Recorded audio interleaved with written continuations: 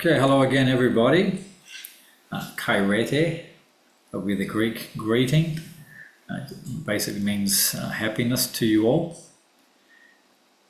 Today I was going to start with the first lesson, this would be the second lesson, and reading through the Bible. But I realized what I should do is a quick tutorial first on the setting up of the software. And I'll show you how to do the eSword, or how to work it so that you can get it set up properly for our needs. And then there's a website as well. I did send the link through the other day into the Facebook Messenger about the links that you need to go to download the eSword onto your computers or to your phones. That's the Android version. I didn't send the Apple version because I'm not sure if any of you actually use Apple phones at all. I think most of you are using Android phones. To use it on the phone is probably not too difficult, but I just prefer to work off the computer. I know some of you don't have computers. Something you need to pray about, of course. I keep trying to tell you that I think computers are probably the best way to do your studies and stuff. I know it's very difficult to do it on your phones. And again, if you don't have it because of financial pressures, then it's something you just have to pray about. Okay, but we'll start off at the moment. I'll show you the eSword software as I've got it set up. Okay, now once you've downloaded it off the website, they'll give you the basic King James version. And what else do they give you? There might be something else I can't remember now, but they'll definitely give you that one there. And then you have to go into the download from here, and if you download Bibles, and this will take you onto the internet, you have to be online to do this, and then it's not showing up there for some reason. I think it's possibly because I'm on Zoom, but you'll see there's all the Bibles that you can download. The Bibles I have downloaded, I've got sort of different languages depending on what I'm working with at the time, because I do work with other languages as part of my ministry. But the ones that you will need is the modern King James version. I wish that would show up. I don't know why it's not. Let's just try that again. No, it's not showing up for some reason. Okay. Yeah, so it's really, modern King James version is the only reasonable English Bible version that they have, and the other good ones you have to pay for, but that's okay, that's adequate for what you need. And then you'll need the Greek versions. I put this on my computer, but it's not a very good version because the font comes out, that's just Greek NT. What you will need is the Greek NT, INT, that's interlinear, and the plus means the Strong's numbers, which is these things you see when you, if you're working, for example, like with the Greek NTWH, that's Westcott Hort with Strong's numbers. You'll need that from the download when you download from the eSword website. And then I've got this interlinear Strong's numbers as well. Today we'll be working with the Greek NT Westcott Hort Plus. Now once you have downloaded those modules, I think they call them, onto your computer, then what you'll need to do, I think they tell you that you need to close the software down first and then open it up again for everything to work properly. You need to go to Options and then Resource Settings. And then from Resource Settings, this will show you the Bibles that you've downloaded onto your computer. And then from there, I've ticked all of the ones that I'll be using currently. And whatever you tick here, that's what shows up on the screen here like this. So I've got the Greek New Testament. Actually, I'll take that off because we're not going to use that. And that'll disappear next time. 1, 2, 3, 4. So I've got 1, 2, 3, 4, not counting that one. And then there's a compare and a parallel, and I'll show you that too. So once you've clicked on the Bibles that you just want to use currently, see now we've got the 4 Bibles plus compare. You need to sort out your compare table as well. If I click on compare at the moment, that brings up the Greek here and then the modern King James version. if you want to add others or take stuff off, then you go to the Bible and Bible compare settings, and this will show the Bibles that you've got across the top, and then you just click on the ones that you do want. In fact, you can click on what would happen if I clicked on like the Hebrew ones that show up? Maybe not. Anyway, so but yeah, this will just mean that when you do click on the compare button, that these are the Bibles you see, and this is a verse by verse. So you say here at John 1:1, so we've got the Greek and the English, and then if you click on the arrows here, it goes on to the next verse, and the next verse. Whereas if I just had King James, for example, and that shows up King James verse 1 and then all the way through. Okay, I think that's fairly easy to understand. Now with the layout, you've got this on the side here, commentaries, editors. Let's go away.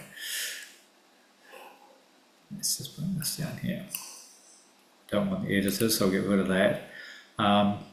There's 4 main windows on this. One is the actual Bibles itself. You've got the dictionaries here, commentaries, which I don't recommend you use, just because the commentaries that they do provide are absolute, they're ancient and not worth it. We have much better commentaries with the doctrinal studies that we have. And then the editors, which is if you want to take notes or you want to add study notes into the verses that you're doing. I don't use this myself, but you might find that's a good working tool for you. Okay, so all we're working with at the moment are in the Bible books is the list here. So sometimes you might find you've lost that somewhere if you clicked on that button. If you just click on the side tab and then you pin it, so that holds that in place, and then you just choose your books.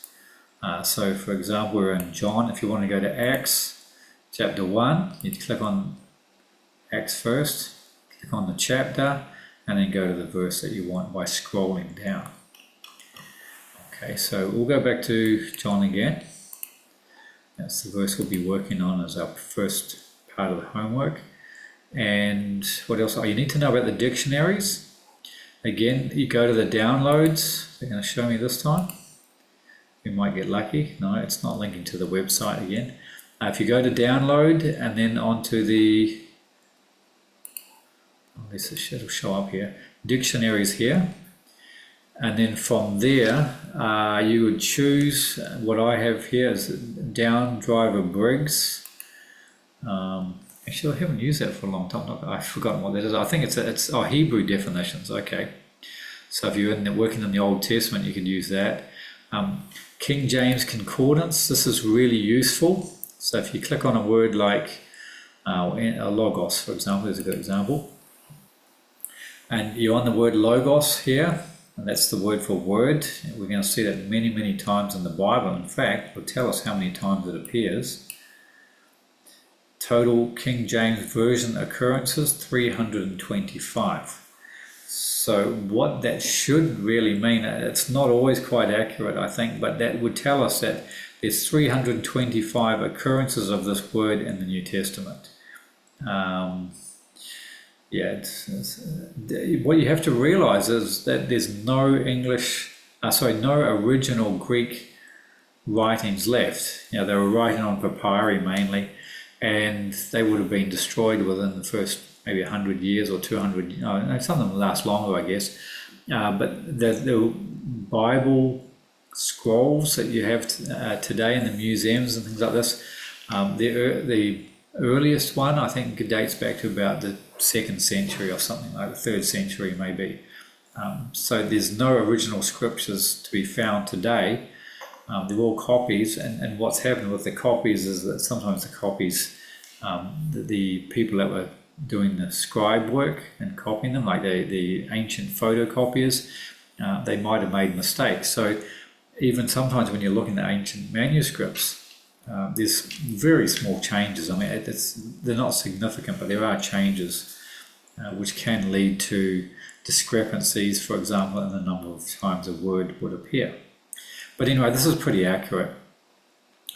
So we've clicked on the word logos up here. We have the dictionary, the King James Concordance, installed on our computer. Strong's Hebrew and Greek definitions, and Thayer is another dictionary. And this is the International Standard Bible Encyclopedia, which you can also get from the download dictionaries module. Okay, but getting back to the word logos here as our example, you see all the times that this occurs in the King James Concordance. So they actually tell you where every instance of this word is. And for example, you have in Matthew 8:8. That's the first time it occurs in the New Testament. You see the word, it's going to show up here somewhere. Here it is here. Now it's actually, you don't see the word written as logos. It's not the, see that's lambda, omicron, gamma, and then omega. Whereas the root, well, I call it the root word, but it's actually the basic form, which is in the, that's the standard noun, masculine singular form, is logos, and it will change depending on its grammatical role, whether it's a subject or object, or whether it's singular or plural, for example. But here's the word logos here. So, and it actually tells you here, I'll explain these very shortly, what all these letters and numbers mean, or how you can find out what they mean.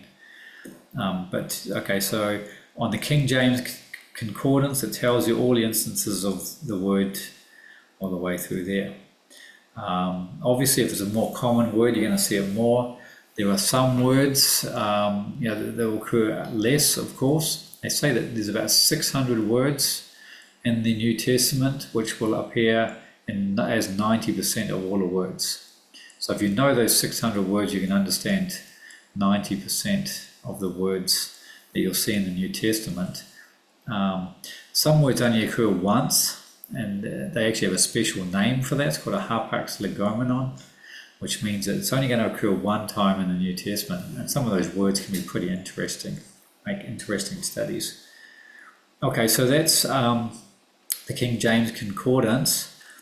If you go over to, I'll see here that they just give you a very basic definition of the word. If you want a more in-depth study about what the word is, then you would click on the Strong's, and again it gives you the number, okay, and then it will tell you what the word means there. So you've got a dictionary definition.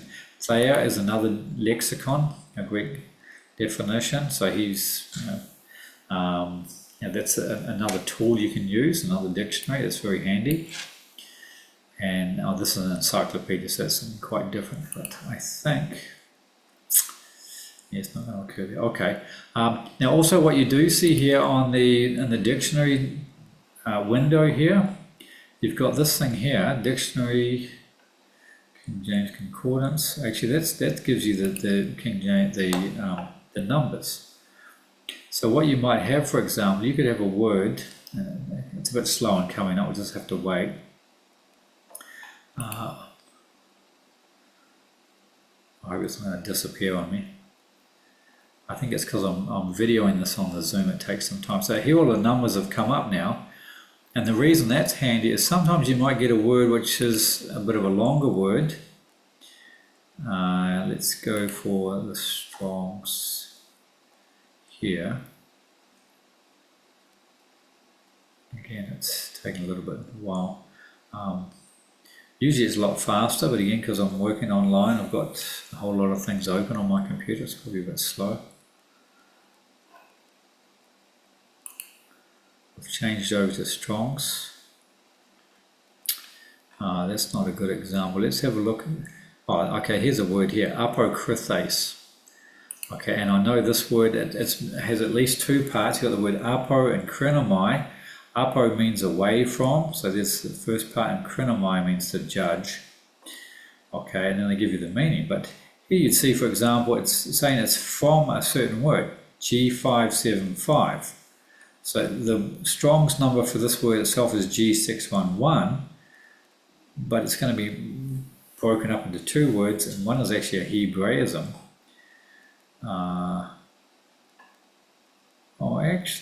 That's interesting. Oh, well, actually, no, because the word is G575, maybe that's the word apo, and then kreno. They haven't given us the number for that, which is unusual. Here's another example. Let's use this. Hekatontakos, it looks like a number, actually. What is it? Oh, the captain of 100 men. Okay, so you got two words here, G1540.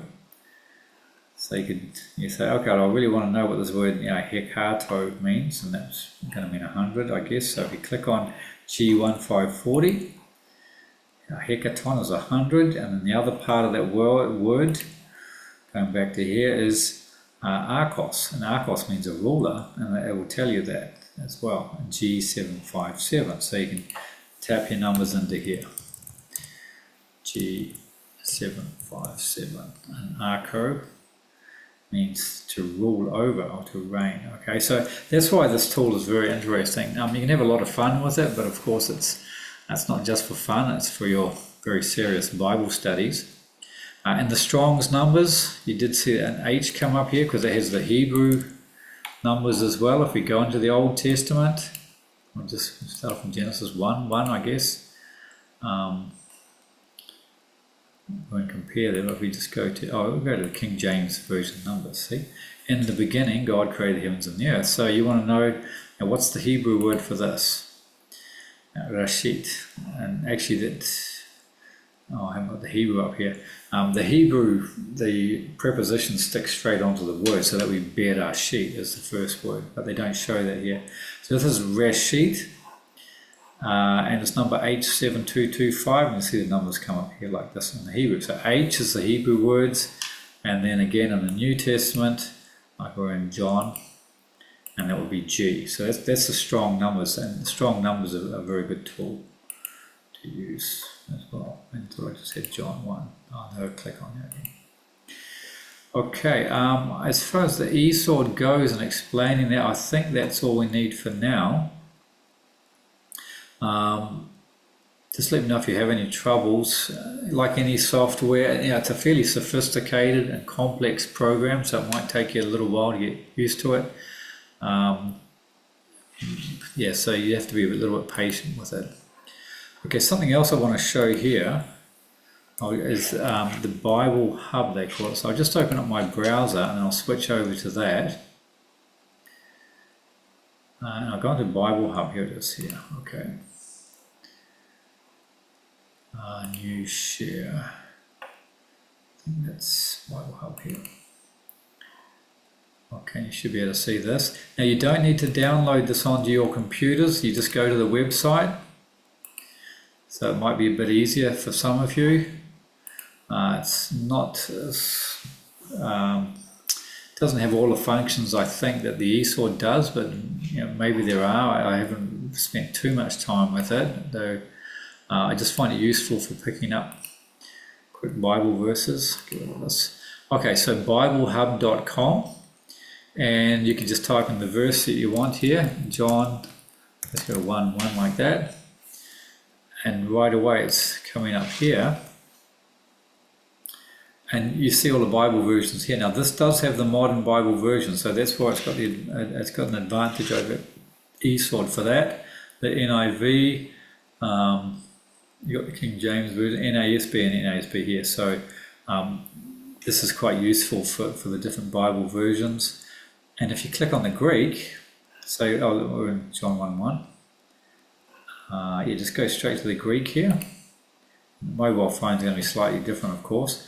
But now you have the Greek here as well. So NRK, Hain, or Logos, and it does it word by word down here. Okay, and then it gives you the Strong's numbers as well. So I think if you click on that, the definition will come up somewhere. There we go, and it goes to the Strong's numbers, which is like what we had in the eSword. Okay, so you just have a look through those. Okay, that's your first part of your homework, is to get everything sorted out, get yourself familiar with either the eSword software or for the Strong's or for the BibleHub.com. And maybe you have other software that you would like to recommend. You could actually put it into the Facebook Messenger as well. But as far as I know, that these two are the best that I've found so far. Okay, so I'll sign off with that. Have fun with that.